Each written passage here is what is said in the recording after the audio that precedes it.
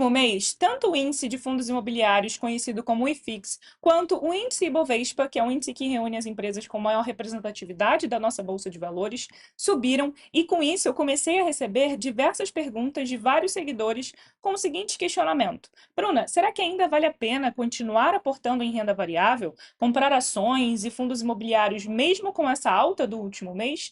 Com isso, eu decidi trazer esse vídeo para elucidar pontos importantes que muitos investidores ignoram e que fazem total diferença na nossa trajetória como investidor. Se você não acompanhou muito bem essa alta, o IFIX subiu 4,66% no último mês e o Ibovespa se valorizou 5,54%. É extremamente normal que a gente se questione o porquê dessa alta, mas basicamente nós temos alguns fatores. Nós tivemos a entrada de capital estrangeiro no país, tanto que o dólar saiu da casa de R$ 6 para casa de 5,70, isso, querendo ou não, ajuda o nosso mercado.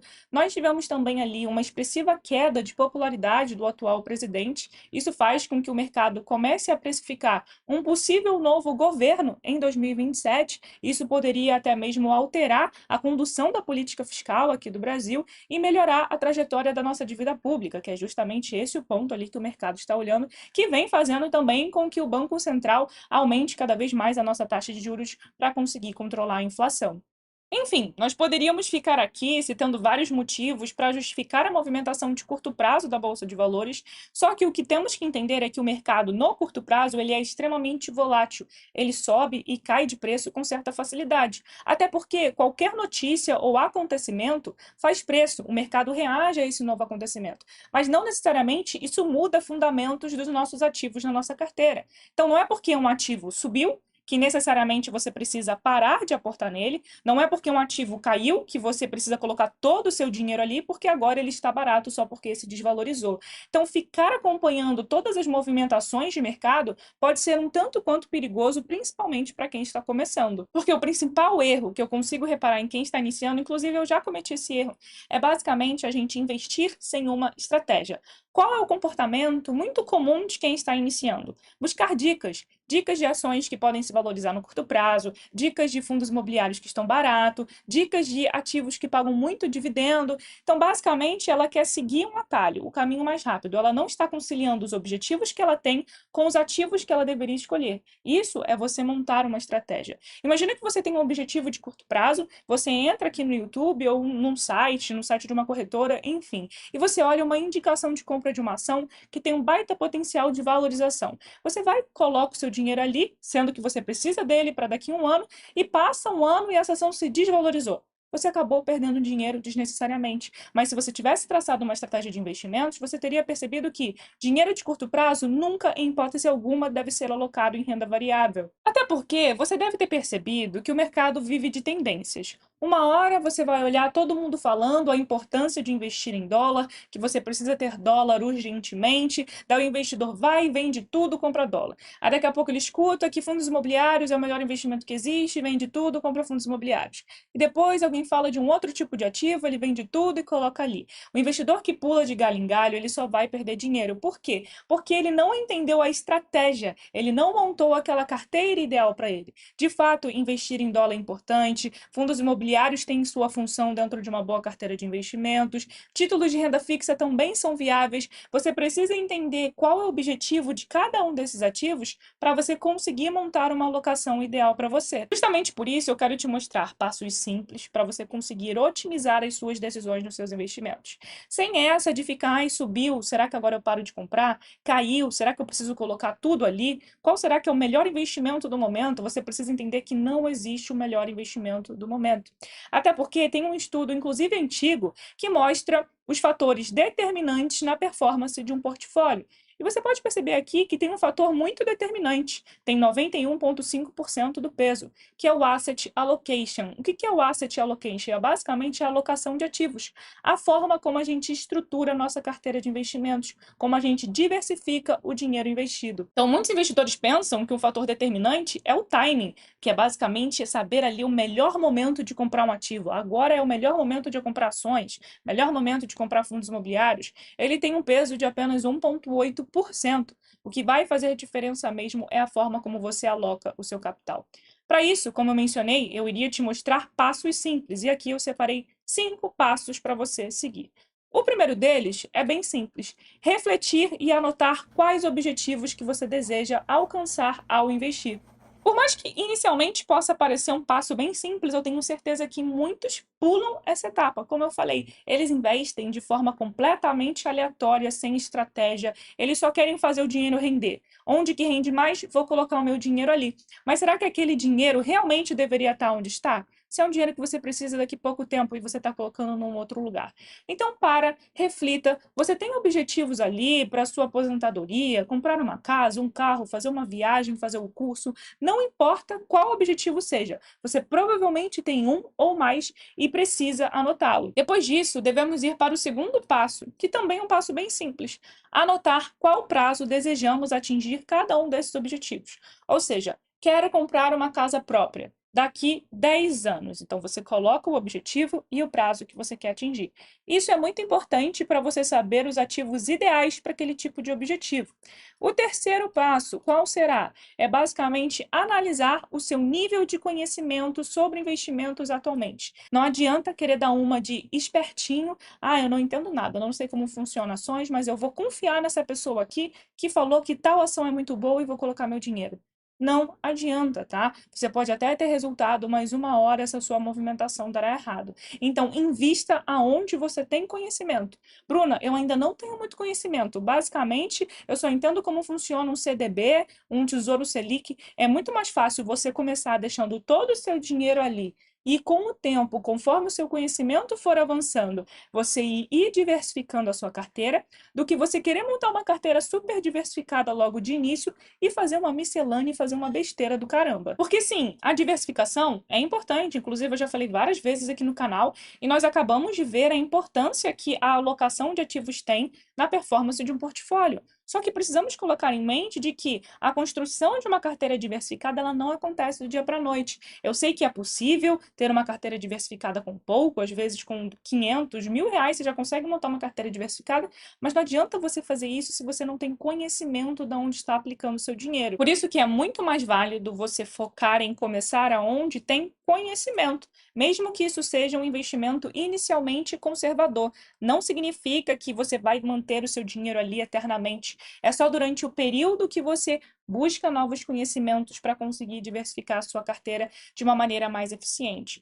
Mas não é o fato da gente estar começando por onde nós temos mais conhecimento que impede da gente começar a idealizar a nossa carteira ideal. Sim, eu posso idealizar a minha carteira ideal, que eu gostaria de ter tantos por cento em renda fixa, tantos por cento em ações, tantos por cento em ativos dolarizados, porém é a meta que eu vou me propor a chegar com o passar do tempo. E para eu conseguir montar ali essa carteira ideal, eu preciso traçar uma estratégia baseada no meu perfil e propósito. Então, baseado nessas anotações que eu fiz, dos meus objetivos, qual prazo que eu desejo atingi-los, se esse prazo é maleável ou não, ou seja, eu desejo comprar uma casa daqui 10 anos, mas eu aceito postergar um pouco mais, não há problema algum. Quanto mais maleável for, você terá mais opções de investimentos. Agora, se realmente você precisará desse dinheiro numa determinada data, é importante que você corra menos riscos. Isso tudo precisa ser analisado. Para isso, eu quero fazer um pequeno resumo, um resumo bem simples, tá? Só para termos uma noção. Objetivos de curto prazo.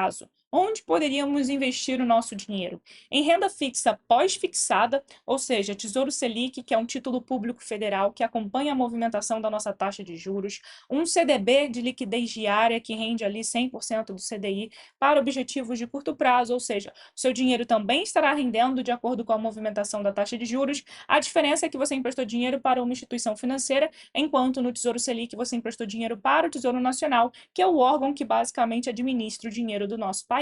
Dependendo das condições de mercado, o investidor também consegue optar por uma renda fixa pré-fixada, que é aquela renda fixa que você já sabe qual será a sua rentabilidade, ou seja, eu vou investir num título que vai me render 12% ao ano até o vencimento. É diferente de uma renda fixa pós-fixada. Nós não sabemos qual será a nossa rentabilidade. A única coisa que sabemos é que ela acompanhará a trajetória da nossa taxa de juros. Agora, se é um objetivo ali de médio prazo, estamos falando ali de 3 anos para cima, 3, 5, 6 anos, nós podemos começar a olhar para uma renda fixa indexada à inflação, para manter o nosso poder de compra. Até porque quando a gente começa a aumentar um pouco o nosso horizonte, nós também aumentamos as incertezas. E uma das principais incertezas no nosso país país é a trajetória da inflação. Então, renda fixa indexada à inflação é uma ótima opção também para médio prazo.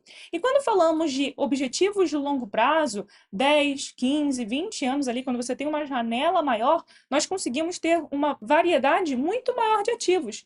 Nós temos ações, fundos imobiliários, ativos dolarizados, ETFs, que são fundos de investimentos passivos, já vou te explicar melhor o que é, e até mesmo criptomoeda, como por exemplo o Bitcoin, para diversificar um pouquinho mais a carteira. O investidor ele precisa analisar isso. Qual é o meu objetivo? Qual é o prazo? Para você conseguir ali conciliar para onde você vai alocar o seu dinheiro. Ações, se você está num período que você já quer começar a construir uma carteira de dividendos, porque você precisa de uma certa previsibilidade de renda, é necessário que o investidor olhe para boas empresas, maiores, sólidas, que tenham uma boa política de distribuição de dividendo, que apresentem lucros, que gerem caixa. Se o investidor ele ainda também está nessa fase de ter uma previsibilidade de renda, fundos imobiliários também podem ser bem úteis, porque os fundos imobiliários distribuem dividendos mensais. Eles são muito úteis para quem está nessa fase de construção de renda passiva. Agora, se o investidor já está na fase de construção de patrimônio, ele preza mais por uma maior valorização do seu patrimônio. Ele pode focar mais em ações do que em fundos imobiliários, mas exclui fundos imobiliários de uma carteira? Não. Ativos dolarizados, nós percebemos, principalmente no último ano, a importância de nos expormos a dólar.